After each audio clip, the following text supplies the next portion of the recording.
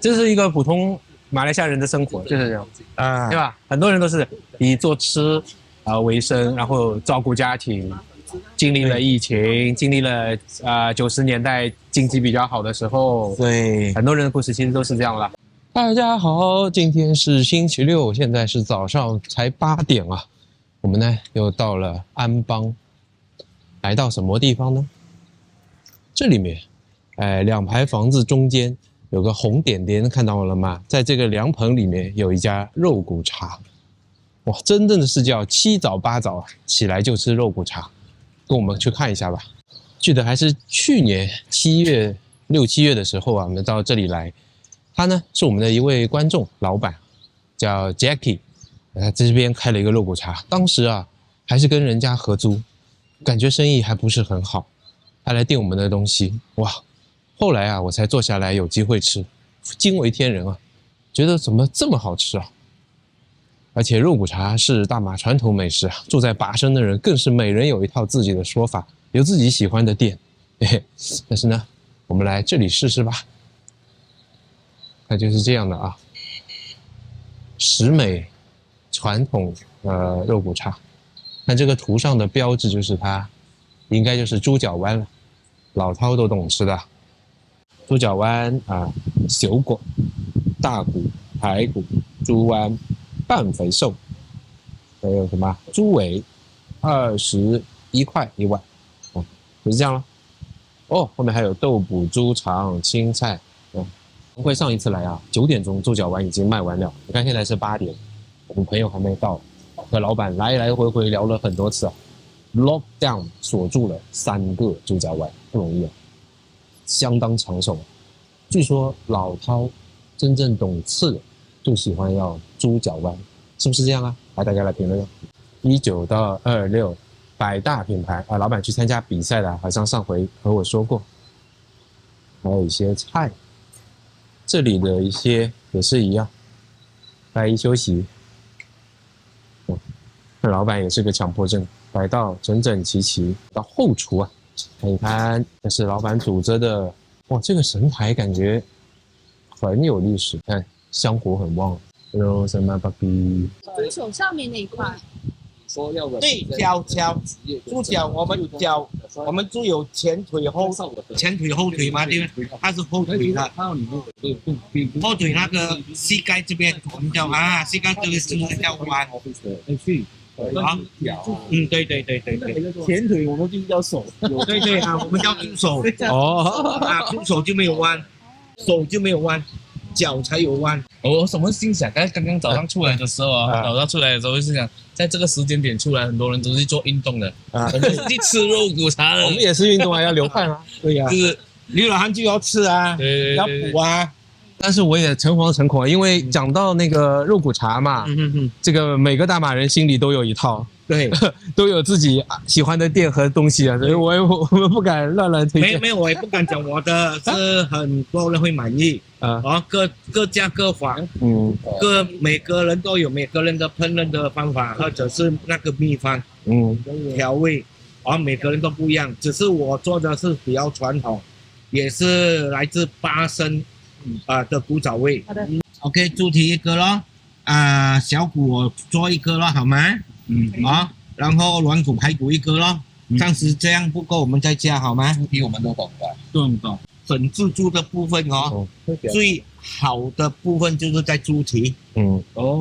它是一個皮跟根，不會大，皮跟根，它是膠原，它的膠原蛋白很高。我喜歡，因為膠原蛋白它不是脂肪，其實，然後又有脂肪的口感對，有脂肪，我很喜歡，可是它沒有脂肪的，我最喜歡。一般我不會點中國菜，因為太便宜了，覺得對不起老闆。給他炒。我覺得很幸運啊，就是我們在馬來西亞3年多，居然有能力跟大馬人介紹吃，然後說還好像有關係一樣，說來，我帶你來吃。其實怎麼會看 ？OK， 這個就是豬腳灣。OK， 哇，看這手法啊！现在豬肉進貨穩定也很難吧？我是本地豬肉，然後我是新鮮肉，每一天從那個菜市場送過來的。這個就是豬腳丸啦哈。OK。我感覺你這把刀也很好哎。啊。這個也是中國的，來自中國的。我好像看到過這個樣子。豬肉起價很高吧？現在？哇，對我們做肉骨茶就是難免就是那個一個豬肉跟那個藥材，來自中國的藥材，價錢都很高。对，我也聽說啊，尤其是好的藥材啊，對呀。哦，這個是什麼湯？就藥材湯。這個是藥材湯，對，我早上熬了的，然後肉就剪上來啊。昨天 Jacky 跟我們說啊，不能跟你們聊了，我要睡覺了，因為他2點就要起來。對呀，沒有辦法啊。對你來說已經過了一天了啊，一天的工作了。我覺得首先就是你做東西都是乾乾淨淨、整整齊齊的，跟你以前的工作習慣可能也有關係。對，然後我會比較愛這樣的生活，比較愛清潔啊。看得出來，講完全很清潔沒有啦，至少還有啦。那你有這個習慣看得出？你看同樣擺碗，同樣擺這個茶碟，都是整齊的，看得出來每個人不一樣。就是雖然我的地方比較簡陋啊，然後也要給人家看到啊，整整齊齊，吃了也安心哦。OK， 這個就是豬蹄啊，豬蹄咯。全一整隻豬最好吃啊，我們整隻豬的最好的部位就是這一邊膠原蛋白膠原蛋白最豐富的就是這一邊啊。那你早上起來，你覺得是煮藥材湯呢，還是處理豬肉啊，還是什麼事情是最費時間、最麻煩的？我們早上起來就是弄豬肉，豬肉把它弄清潔，過了一層那個水，然後放冷水，然後接下來我們就放在我們的大鍋裡面，裡面我已經有藥材了，藥材可以提前準備，藥材在底下，明白啊，底下藥材在底下，然後我們就豬肉鋪在上面，就這樣來熬，就處理豬肉費時。也不會啦，做習慣了也不會啦。對，然後大概是烹飪到3個小時左右。哇，煮的時間很長。對，大概才有這樣的味道。好，來，慢着問。那所謂傳統是傳統在什麼地方呢？就是OK， 我們這邊有一個叫瓦包。我聽到過瓦包雞，我吃過。瓦包其實瓦包是裡面有那個腐皮，豆皮啦，我們應該是叫豆皮對嗎？還有就是豆腐豆腐包瓦包的意思就是這樣哦。就擺的東西不一樣瓦包我們有這個是我本身炸的這不是炸腐竹嗎？腐竹對，炸腐竹我本身炸的。然後有豆腐包豆腐是來的咯，然後有金針菇擺的東西再不要金針菇就放蘑菇，放蘑菇，然後肉放下去，然後就放菜，然後那個湯味呢會比較不一樣了，比較跑味了，所以那個我們就不叫傳統。OK， 傳統味只有一個碗肉跟湯，那個才是我們的明白傳統的味道。那藥材和有什麼不同嗎？一樣的，全部是一樣的，藥材都是一樣，也是一樣這樣的湯汁來的，只是你放進去，它有其他的雜味跑掉了對，然後摻了其他的雜味嗎？然後那個味道會稍微不一樣的那有一些呢是我吃下來就是藥材味比較淡，還有一些呢就是偏甜。對，你這個就是我覺得藥材味比較搞的，然後也不會很甜這樣子。對，因為我這個是老祖方留下來的，所以會比較傳統咯。有些個人的所愛啦，有些人會比較喜歡清淡，有些人會比較喜歡偏甜，有些人喜歡鹹甜，所以我也不可以說什麼，要平衡的最重要是要適合我的顧客來吃我的東西，假如他適合，他就會回來再找回我OK， 這個就是剛才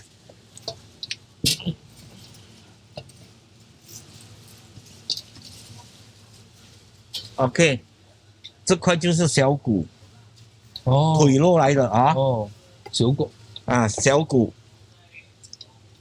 我還沒見過整塊的，每次都是哦，你看那個切完了上來，你看它瘦肉哈，很滑的，好像雞腿肉哦，很滑的哈，很嫩很滑哦，對嗎？看到了啊，所以它就是我相當推薦人家，假如要吃那種五花肉啊、三層肉啊，這個小骨的肉就是很滑的哦，比那個三層肉的肉感更加好吃哦，明白哦，這個是腿肉，我們叫做腿肉。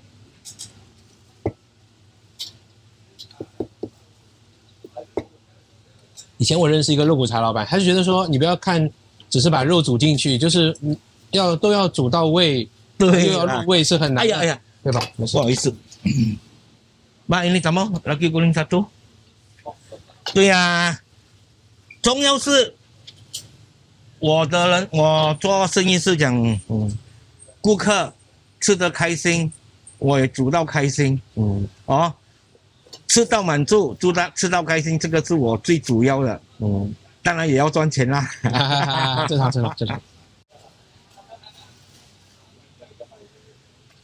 這樣子應該可以了哦，這幾樣會比較 OK 哦。好，我們先試試看。